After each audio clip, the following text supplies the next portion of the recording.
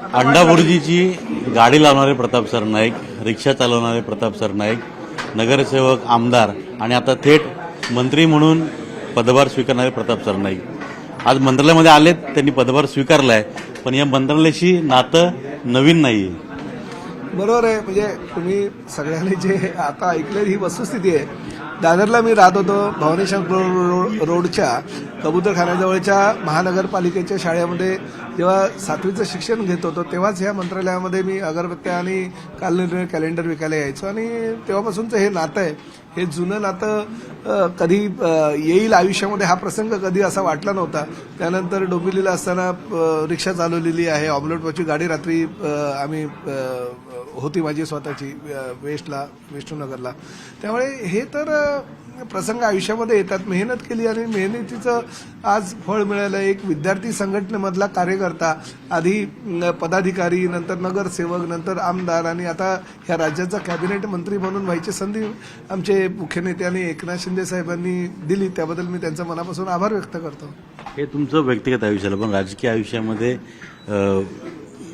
एक महागडा mobile gift देणारे प्रताप सरनाईक आणि त्यानंतर कारवाईला सामोरं जाणारे प्रताप सरनाईक, तो काळ आणि आजचा काळ.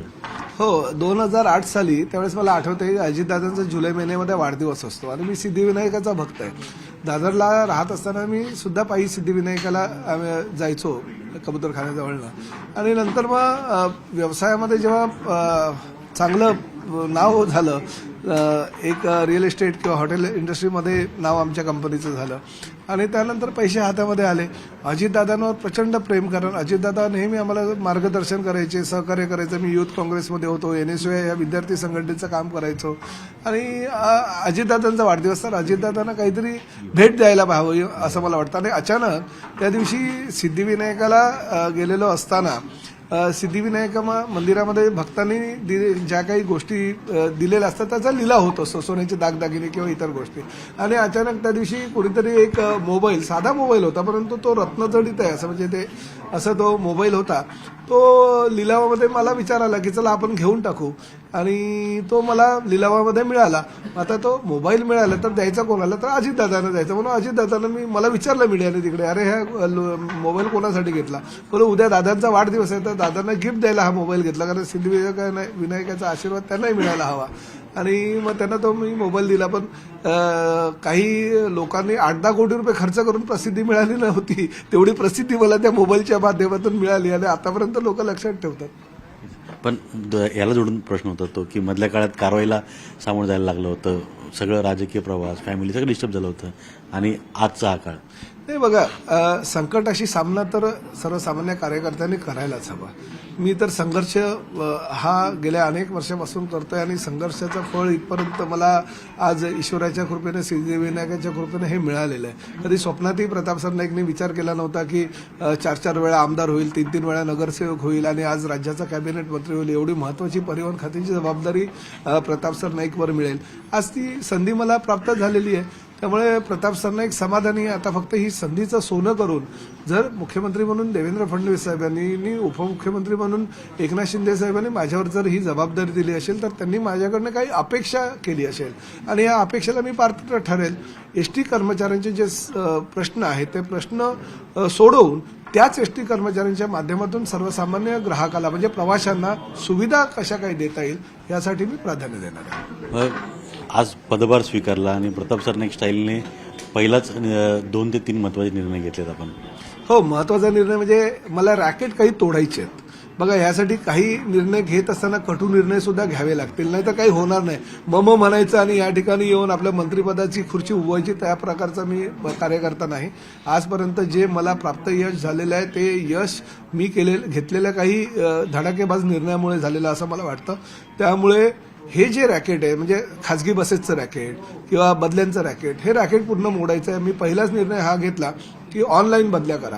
RTOमध्ये तर होत्याच, परंतु एसटी महामंडळामध्ये सुद्धा ऑनलाईन बदल्यांचा निर्णय घेतला. खरोखर ज्या कर्मचाऱ्याला बदलीची गरज असेल, खरोखर कुटुंबिक काही प्रॉब्लेम असतील किंवा काहीतरी माझ्याकडे आम्ही त्या बाबतीतला निर्णय घेऊ. परंतु सरसकट ऑनलाईन सगळ्या सरसकट प्रत्येकाच्या बदल्या, लाईट ड्युटी प्रत्येकाला पाहिजे, मग घरी बसायचं, एक महिना घरी कामावर न जाता पगार घरी बसून घ्यायचा, हे प्रकार आता चालणार नाही. कुछ पाने के लिए कुछ खोना पड़ता है. कठोर निर्णय घेतले, त्याची जबाबदारी सुद्धा प्रताप सरनाईक घेईल आणि हे निर्णय घेत असताना प्रवाशांना काही सुविधा देता येईल का यासाठी मी प्राधान्य देईल. पण आपल्या खात्यातला सर्वात महत्त्वाचा दुवा आहे तो एसटी कर्मचारी. एसटी कर्मचाऱ्याला चांगले दिवस यावेत, चांगल्या सुविधा मिळाव्यात. आपणही हालअपेष्टा भोगलेली आहेत आणि कालच आपण जेव्हा मंत्रिपद आपल्याला हे जाहीर झालं त्यावेळेस आपण ठाण्यामध्येच जाऊन एका एसटी डेपोमध्ये जाऊन पाहणी केली. तिथली पाहणी पाहिल्यानंतर काय वाटतं त्यांना सुविधा मिळायला पाहिजे. काही मंत्री काय करतात की अधिकाऱ्यांना सांगतात की बाबा आपण 4 तारखेला 2 तारखेला किंवा जी तारीख निश्चित होते त्या तारखेला ह्या डेपोची पाहणी करणार आहोत, ह्या आगाराची पाहणी करणार आहोत. तसं करायचं नाही. आपण डायरेक्ट त्या ठिकाणी जायचा. म्हणजे काय होतं की आधीपासून जर कल्पना दिली तर मग साफसफाई, स्वच्छता, सुविधा, मग कसं टकाटक आपलं बघा, आगार कसं आहे, स्वच्छतागृह बघा किती मस्त आहे, एसी चालू आहे, हे चालू आहे, ते चालू आहे, काही नाही. अधिकाऱ्यांना सुद्धा सांगायचं नाही. आणि आपण ग्रामीण भागातल्या, आता मी विचार करतोय की प्रत्येक आठवड्यामध्ये ग्रामीण भागातल्या एका आगाराची पाहणी करायची आणि कोणाला सांगायचंच नाही. डायरेक्ट गाडीत बसायचं आणि कुठे चाललो हे न सांगता जागेवर जाऊन त्यांना सांगायचं आणि पाहणी करायची. असा निर्णय मी घेणार आहे.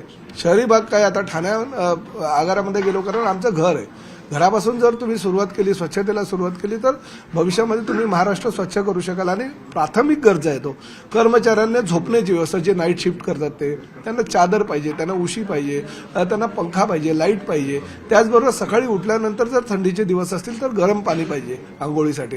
हे जर आपण देऊ शकत नसू, प्रवाशांना जर प्रत्येक जण काही बिस्लरी किंवा मिनरल वॉटर घेऊ शकत नाही, प्रवाशांना आपण स्वच्छ पिण्याचं पाणी देऊ शकत नाही, महिलांना शौचालयाची व्यवस्था, प्रसाधनगृह चांगली असली पाहिजे, स्वच्छता असली पाहिजे आगारामध्ये. ह्या फक्त 4-5 सुविधा आहेत. बाकी अजून काय अपेक्षा लोकांना असतं. ह्या सुविधा कशा मिळतील ह्यासाठी मी प्रथम प्राधान्य देणार आहे. रस्ते अपघातामध्ये एसटीचंही बरंच नुकसान होतं आणि प्रवाशांचंही. हो, आता मी ह्या 3 दिवसामध्ये अनेक अपघात बघितले आणि दुर्दैव आहे की एवढ्या मोठ्या प्रमाणात हे रस्ते अपघात होतात. त्याला कुठेतरी कसा मार्ग काढता येईल आणि जास्तीत जास्त हे रस्ते अपघात कसे आपल्याला बंद करता येईल किंवा कमी कसे होईल ह्यासाठी प्राधान्य देईल. अजून त्या बाबतीतला निर्णय घेतला नाही, पण निर्णय आपण चांगला घेऊ आणि हे कमी कसं होईल ह्याचा आपण प्रयत्न करू. आणि प्रामुख्यानं मी आज अधिकाऱ्यांना हे सांगितलं की बघा, मी मध्यंतरीच्या काळामध्ये नितीन गडकरी साहेबांना भेटलो होतो. ज्या पद्धतीने जमिनीवरची एसटी सेवा आहे, म्हणजे ट्रान्सपोर्ट सिस्टीम जी जमिनीवरची आहे ती हवेतली कशी आपल्याला करता येईल.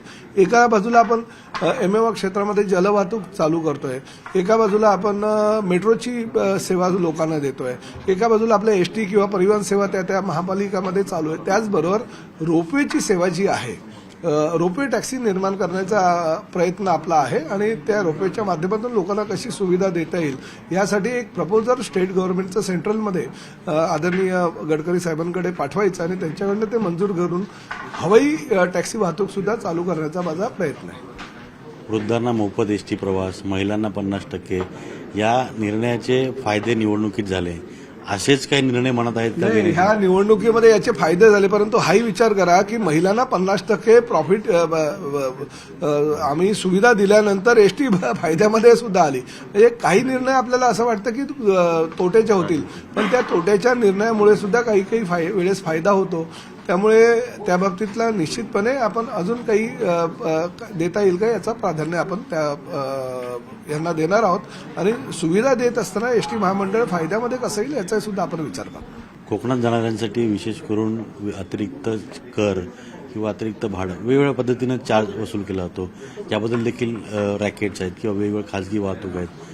याबाबत काही अद्यापर्यंत काही निर्णय झाले नाही, परंतु आता हा पहिलाच दिवस आहे चार्ज घेण्याचा. त्यामुळे याच्यानंतर काही जेव्हा चर्चा होतील, बैठका होतील, या बाबतीतले निर्णय केले जातील. मंत्र्यांची दालनं, मंत्र्यांना मिळालेले बंगले, अनेक मंत्री नाराज आहेत. प्रताप सरनाईक आहेत नाराज. या सगळ्या मंत्र्यांपैकी सगळ्यात जास्त समाधानी आणि खुश जर कोणी असेल तर प्रताप सरनाईक असेल. आम्ही स्वप्नातही विचार केला नव्हता की मंत्रालयाच्या 4थ्या माळ्यावर एवढं एअर कंडिशन दालन आम्हाला मिळालं ना. ह्या सरकारमुळे मिळालं, ह्या महायुतीमुळे मिळालं. प्रताप सरनाईक काय ठाण्यालाच राहतं, मुंबईतही त्याचं घर आहे. त्यामुळे घराचा प्रश्न किंवा दालनाचा प्रश्न माझ्यासाठी नगण्य नाही. मला काम करायचं, लोकांची सेवा करायची आणि लोकांची सेवा करत असताना मला असंच प्रशस्त दालन पाहिजे, मला असंच बंगला पाहिजे, मला असंच घर पाहिजे ह्या मताचा मी नाही. मला जे मिळालं त्यात मी समाधानी आहे. मंत्री झालात पण ठाणे जिल्हा पालकमंत्री व्हावं अशी देखील एक इच्छा आहे. ठाणे जिल्हा पालकमंत्रीपदी आपली इच्छा आहे का? आणि जर आपली नसेल तर तिथे कोण असेल आणि कोण नाही, बिलकुल नाही. माझी बिलकुल इच्छा नाही आहे.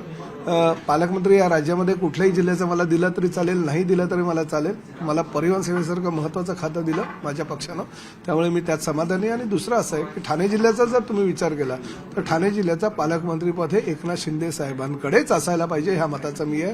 आमचा शिवसैनिक त्या मताचा आहे, कारण ठाणे जिल्हा शेवटी शिवसेनेचा जिल्हा, धर्मवीर आनंद दिघे साहेबांचा जिल्हा असं संबोधलं जातं. आणि तुम्ही जर गेल्या अनेक वर्षाचा पालकमंत्री पदाचा कार्यकाळ शिंदे साहेबांचा बघितला तर ठाणे जिल्ह्याला जास्तीत जास्त सुविधा मिळाल्या, ठाणे जिल्ह्याला जास्तीत जास्त निधी मिळाला, ठाणे जिल्ह्याला जास्तीत जास्त इन्फ्रास्ट्रक्चरमध्ये प्राधान्य मिळालं आणि ते फक्त शिंदे साहेबांच्या कार्यकाळात मिळालं. त्यामुळे ते जरी तयार नसेल तरी मला त्यांच्याकडे मागणी असेल की त्यांनी ठाणे जिल्ह्याचा पालकत्व स्वीकारावा. प्रताप सरनाईक यांचा राजकीय प्रवास आणि राजकीय पक्षांचा प्रवास पाहिला तर शिवसेनेत नसतात तर आमदार आणि मंत्री झाला असतात.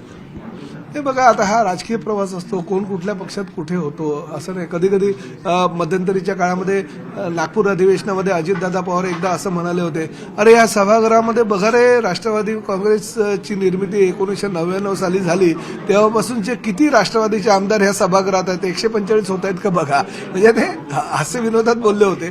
परंतु हा प्रवास असतो प्रत्येकाचा, प्रत्येकाला प्रत्येकाच्या प्रवासामध्ये योग्य वेळी योग्य निर्णय घेतल्यामुळे कदाचित कुणाला तरी न्याय मिळत असतो. योग्य वेळी योग्य निर्णय घेतला तर न्याय मिळत असतो. आणि परिवहन खाते जबाबदारी स्वीकारल्यानंतर आता ते जे निर्णय घेणार आहेत यामुळे नक्कीच एसटी कर्मचाऱ्यांचं देखील भलं होईल असंच म्हणावं लागेल आणि त्यांना देखील मंत्रिपदाच्या शुभेच्छा. Video journalist Sachin Ajit Mandhare, news 18 Lokmat, Mumbai.